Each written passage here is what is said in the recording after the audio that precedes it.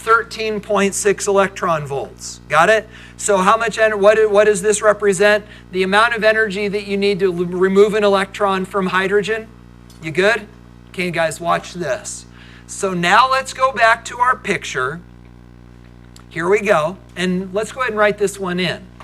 So what we need to do now to really understand PES is we need to start assigning energies to these energy levels. So guys, quick review. How do we know the energy of energy level 1? What's the equation? E to the n is equal to negative RH divided by n squared, where RH, what is it, Taylor? It's not 100. Negative 2.18 times 10 to the negative 18. Okay, and so in the case of energy level 1, you divide by 1 and you'd get this, right? So why don't we write that down over energy level 1?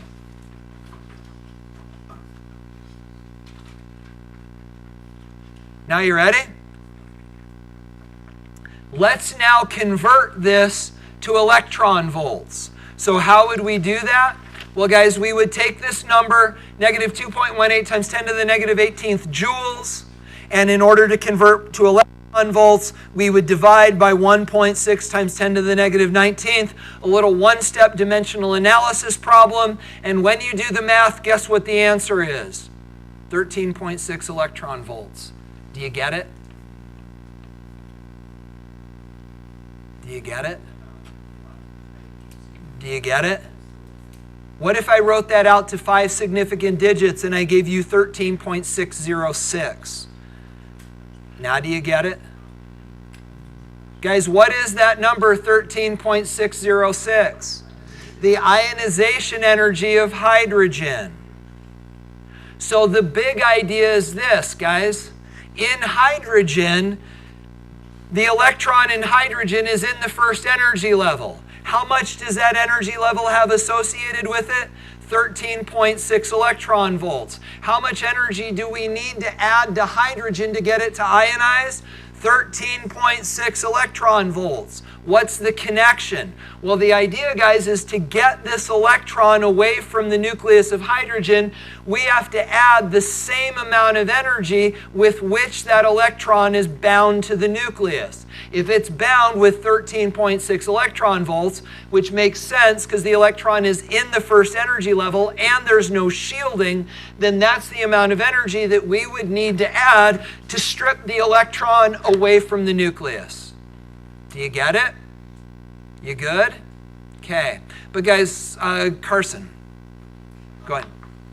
Why is it possible? We could talk about this as being negative. In a minute, it's not going to matter. But actually, you know what? I would be more comfortable making this negative for now.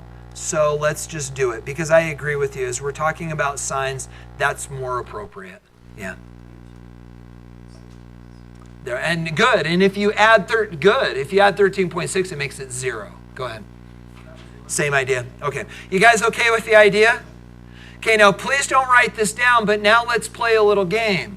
What if we now made this a helium atom, and now we have 2 electrons in there? What will now be the ionization energy for these electrons? Greater or less than 13.6? Greater. Here's the problem.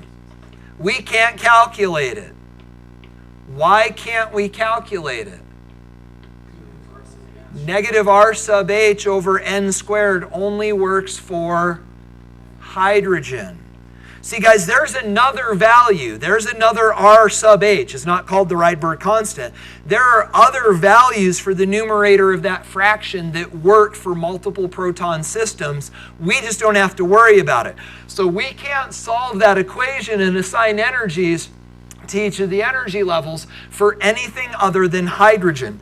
But we know that if we could, like if we took it up to helium, the energy of this energy level would be greater. And why would it be greater? Because it's got 2 protons. Do you understand the idea? Is that okay? You're good with that? Okay. So we could go through and we could assign energies to each one of these energy levels, but we're not going to do that. We're just going to let it be. You guys okay? You good with the concept? All right.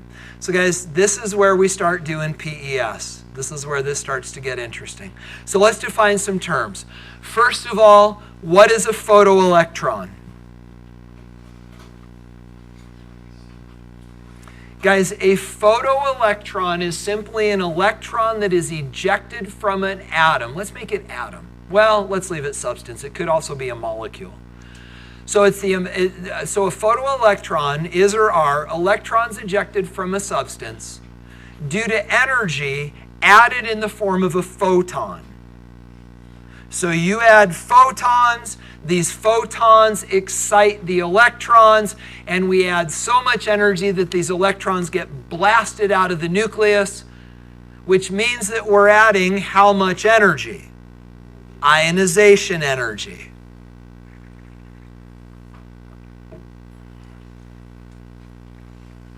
And again, guys, when we think about photons, what are we thinking about? What form of energy?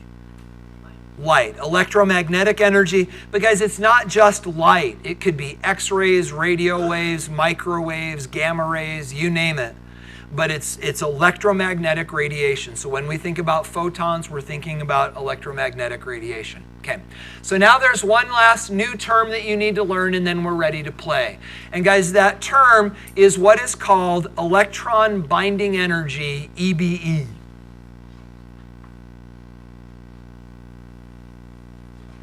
So what is electron binding energy? It's the amount of energy required for an electron to overcome the attractive force of the nucleus.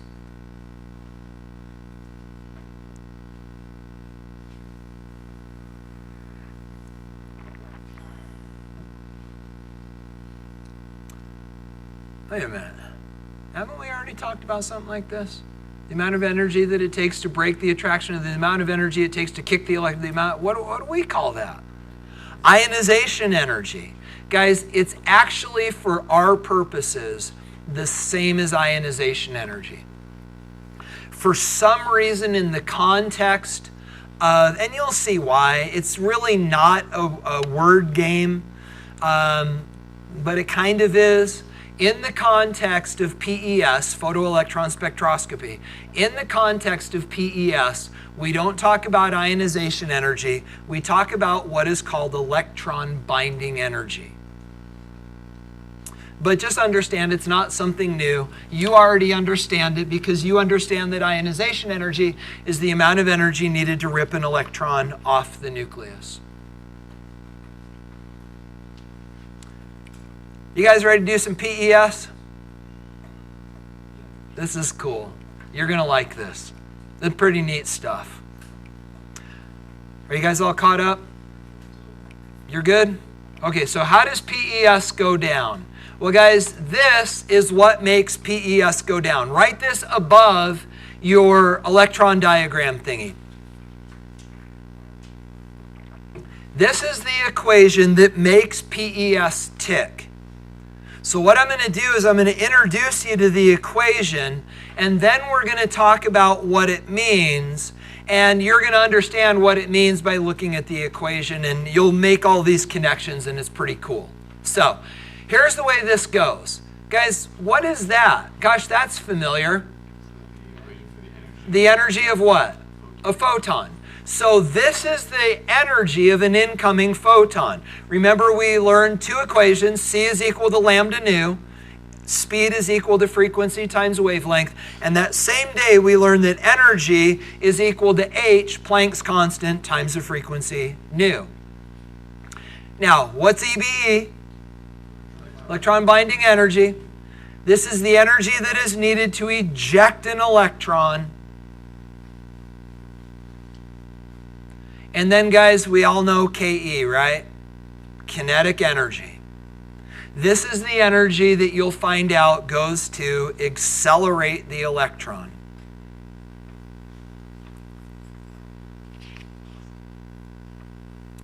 Now, guys, how does this work? Well, draw this now with me. Make this hydrogen. I would encourage you to not get crazy sloppy, Because what we're going to do is we're going to do this for other atoms as well, and we'll do it all on here. But actually, you know what I should have done that you've already got? Let me include the energy of that energy level. Yeah?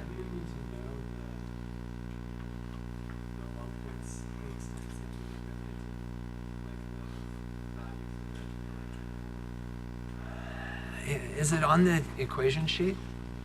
Oh, the conversion to electron volts? Oh, no. Yeah, no, I'm sorry. I was thinking you were thinking about the Rydberg constant. No, you don't need to be able to convert. No, I got you. No, you don't. Okay, so guys, you ready? This is the way that PES works. Clear over here on the left-hand side of your diagram, do this. Draw in an electron, let's do lowercase. Okay, I'm going crazy. Let's see if I can just do this. Come on, baby. Come to Papa. Electron. I really thought it was going to work. All right. Quit. Exit. Here. I wonder if I just need to recalibrate. No, here, this. This is going to get really bad if we get deep into this and this thing freaks out. We may have to have a bake sale and get me a new board. Okay, so guys, do this over here. Draw in. And I know I spelled this wrong, but that's okay. I'm more worried about my board. Draw an electron detector.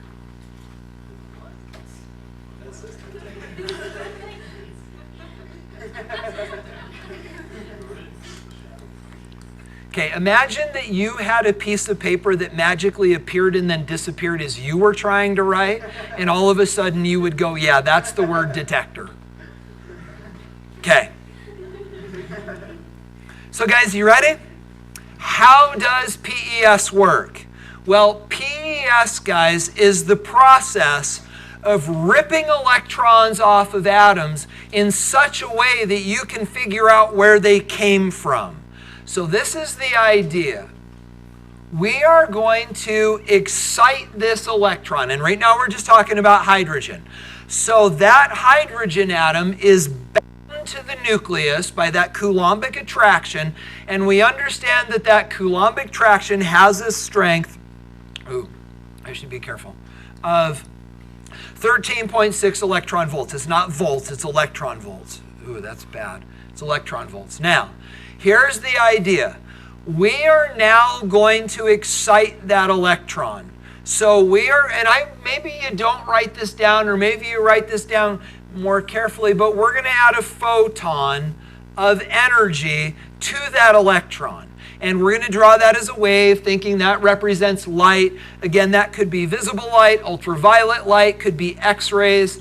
Typically, things with energy lower than the visible spectrum don't have enough energy to do this. So we added a photon to this electron. And let's say that that photon has an energy of 20 electron volts.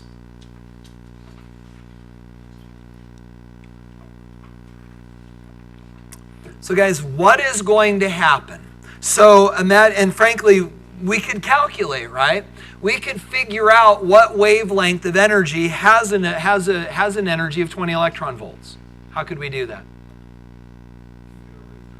So, well, even easier, right? So convert it to joules, then E is equal to H nu, calculate nu, and then C is equal to lambda nu and solve for wavelength, and then we could figure out what kind of energy this is. I suspect it's an X-ray. But that being the case, guys, what is this 20 electron volt photon going to do to that electron in hydrogen? Well, guys, what it's going to do is it's going to send it flying out of that atom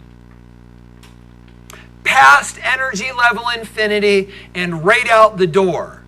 Now, what is that going to look like? And guys, here's the thing that you got to understand. I don't really know how to draw this, but understand, how do you draw distances that aren't included? Like, and then a gap or something like that, or something like, do you know what I'm saying? Guys, actually, this electron detector should be over here. Oh, all right, so I'm going to do this. I'm going to draw my electron detector over here. So here's detector. All right. So here's our electron detector. So here's what's going to happen. I'm the electron that's hanging out around hydrogen, and all of a sudden this 20 electron volt photon hits me, and I go this way. Now, as I'm going this way, what is the nucleus doing to me? Trying to pull me back, right? But I've got 20 electron volts of energy that I didn't have before, so I've got enough energy to keep going, keep going, keep going, keep going, keep going. And now I reach the boundary of the atom, and how much energy have I expended to get to here? 13.6 electron volts. But guys, I got 20 electron volts in my pocket, so I've given up 13.6 of those electron volts. So what do I have left? 6.4 electron volts. And what do those 6.4 electron volts of energy do to me? They accelerate me. And so I go zoom and boom, and I run into the detector. So what happens is, if I'm the scientist that's carrying out this experiment, what I do is I push a button. And when I push a button, I pulse this hydrogen atom with an X-ray. And this X-ray photon hits this electron, and it imparts energy to it. And that energy causes the electron to come thumping out of here, right? And then that electron continues, and then it hits the detector. So you got to wait. Guys, we're not going to do questions for 15 minutes. So the electron comes flying out of here, and it hits the detector. So what am I measuring as the scientist? And the answer is time. So what does time do for me? Well, guys, the idea is this. I know how much energy I put in, 20 electron volts. And if I can measure the time that it takes for that electron to get over to the detector, and if I know the distance that that electron went through, and if I know the time that it took to get there, what can I then calculate? I can figure out the energy. Because guys, look, kinetic energy is equal to 1/2 mv squared. But guys, velocity is actually distance divided by time. I know the mass of an electron. I know the distance, and this is like this. I know the distance that the electron traveled because I measured it. If I can figure out how long it took to get there, I can then figure out the kinetic energy that the electron had when it hit this. Do you get it? So now look at what I know. I know this. I know the amount of energy of the photon I pumped in. I can calculate this. And again, let's make sure we're clear. How do we calculate this? What are we actually measuring?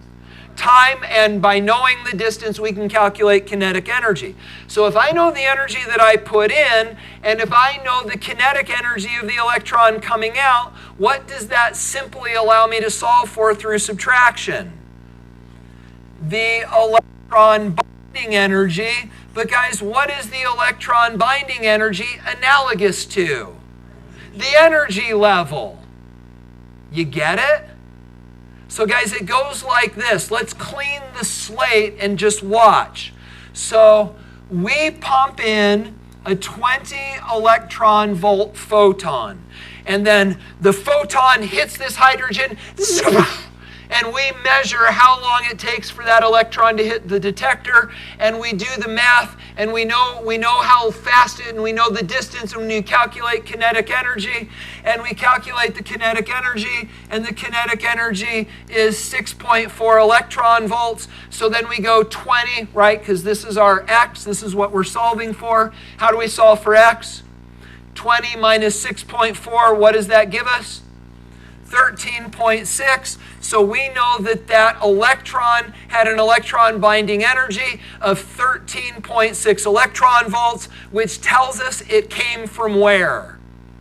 the first energy level. And how do we know that? Because we know the energies of the energy levels because we're able to calculate them. You get the idea? So guys, that's the way PES works. We're putting the conceptual cart before the horse. Rather than saying we know where the electron is coming from, we pulse the electron with some energy, a photon. We know how much energy we put in. We can calculate how much energy is coming out using this equation. By knowing energy in and velocity energy out, we can figure out how much energy was expended ripping the electron off the atom, and that gives us the binding energy or the ionization energy, which tells us where the electron's coming from. You get the idea? You okay? Now let's do only conceptual questions that are relative to what we just talked about. Go ahead. So, to get this correct, we're using the time, like just wrap this all up, we're using the time to calculate the ionization energy. We're using, yes, so using time to figure out the kinetic energy by knowing the energy in, that lets us calculate ionization energy, which we call electron binding energy. Oh, okay. Yeah, go ahead, Josh. So my question was, Uh-huh. how come when we had more than enough energy Yep. to send the electron flying, but we send more than enough energy to raise the electron up in orbital, but it's not precisely that enough energy? Right. It doesn't go up that. Right, and so again, it's this weird idea that electrons seem to know what they can and can't take part in, right? Because we know that an electron can absorb this much energy and this much energy, but not that much energy. Think of it this way. We are so overwhelming this electron that we're giving it all the energy it needs and more.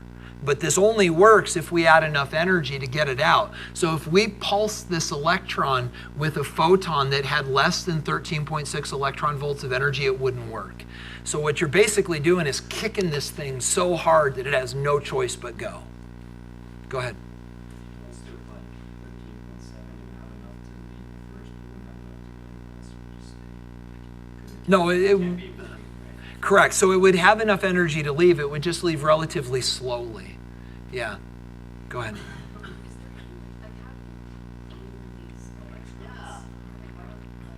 Well, but realize, right, because this is all three-dimensional, right? So what you've really got is you've got a sample of hydrogen, you've got an X-ray machine like at the dentist's office, really, and just like the hygienist does and pushes the button, it goes zzz, and it pulses it.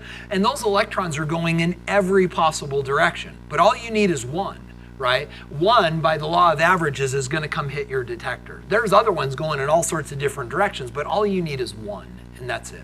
So. It's just probably going to happen just because it's so. Absolutely. Yeah, go ahead. So how do they know which orbitals are more complex? That's where we're going next. Yeah, so guys, let's talk about this. Go ahead. So 13.6, that's to get it all the way out, it's just bumped up a level. Correct. That's all. That's the ionization energy, which we're calling electron binding energy, which is the amount of energy it takes to remove it. Okay. So guys, imagine then if we did this. I don't think this is in the slides. Is it? No, it's not. Okay, so guys, imagine then that we did this. Imagine that we added another electron to the system, okay? And so now this is helium. You got it? So what would this look like? Well, here's the thing that's magic about this process. When you pulse helium, either one of these electrons can come out. So when we hit this with our 20 electron volt photon, either one of these electrons can come out. It's one or the other, not both. But guys, when we hit this with this 20 electron volt photon, compared to hydrogen, will the electron get here faster or slower? Slower. Why slower? Takes more energy to strip the electron away because the electron binding energy is even higher. Now guys, what about this? What if we now talk about lithium with 3 protons? You ready? So what if we pulse a lithium atom? Well, what if we pulse it and we get one of these electrons out? What will we find out about the electron binding energy of these? It's going to be even higher. But what will the electron binding energy of this one be? Lower. So what we'll find is if we pulse lithium, we will get some electrons out that have relatively high electron binding energies, especially relative to lithium or to helium, because we've got the 3 protons. But then we'll get another electron out that has less electron binding energy because it's this valence electron. So guys, does that make sense? You okay with that idea? It's important you understand that because we're about to draw the spectra for this. You okay? Okay. So what does that look like? Well, guys, let me show you. And you're going to want to write this down with me. So guys, what we're going to do now is we are going to talk about what are called PES spectra. And they look like this. So we've got number of electrons, and we've got electron binding energy. I got to make sure I do this right. And this is large, and this is small. You know what? I don't like that. That's going to be confusing. We've got high and low. What? Fairly big. So guys, let's do this for hydrogen. When we pulse a hydrogen atom, what are we going to find? Well, we're going to find an electron comes off of that, and what will we find that the electron binding energy of this hydrogen atom will be? 13.6 volts, right? So we will see a graph that looks like this. And at 13.6 electron volts, we will see a spike, and that spike will be right at 13.6 electron volts, showing us the binding energy of that one electron. Now guys, I'm not going to erase this, but what I'm going to do is I'm going to pretend, well, I'll change colors. That'll be great. Okay, so now guys, imagine that we now do this again for helium. What do we know about the electron binding energy of helium? It's higher. But how many electrons do we have in that, what we understand to be that first energy level? 2. So we've got twice as many electrons with a higher electron binding energy. So what might that graph look like? Is that twice as high? Can you give me the benefit of the doubt on that? It should be twice as high. So maybe like that. So what do we now know? We now know that we're looking at a system that has a stronger electron binding energy and more electrons. So guys, do this. Draw what you think lithium will look like.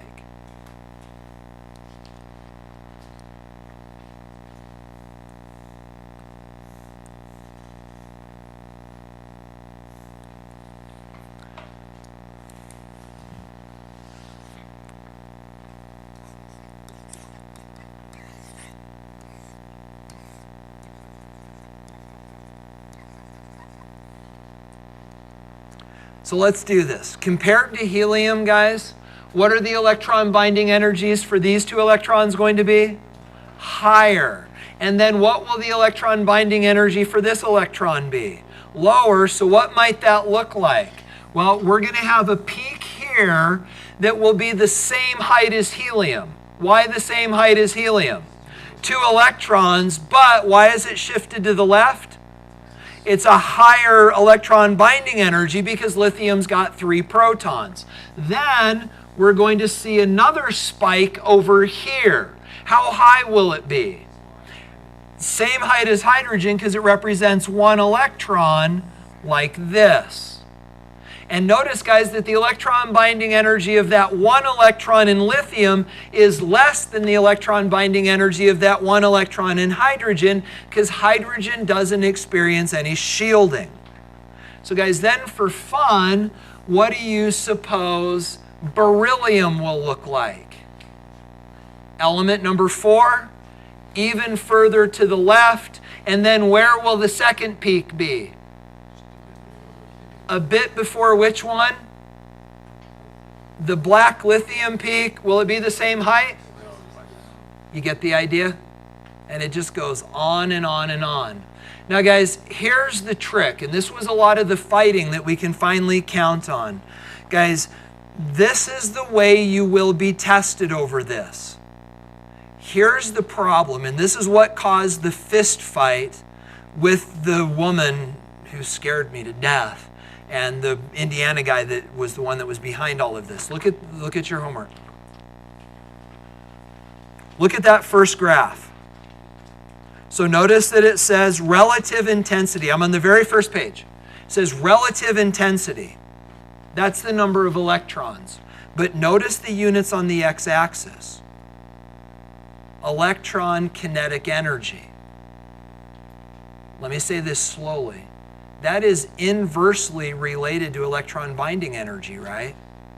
Because the more kinetic energy that's coming out, the lower the electron binding energy is. And that's what they were fighting over. The woman was saying, no, we are going to make the x-axis electron binding energy. And the guy was saying, no, it's going to be electron kinetic energy, because that's the way he does it in his research. And then it got even worse, because then they fought over where high and where low was going to be. And they finally settled on it like this.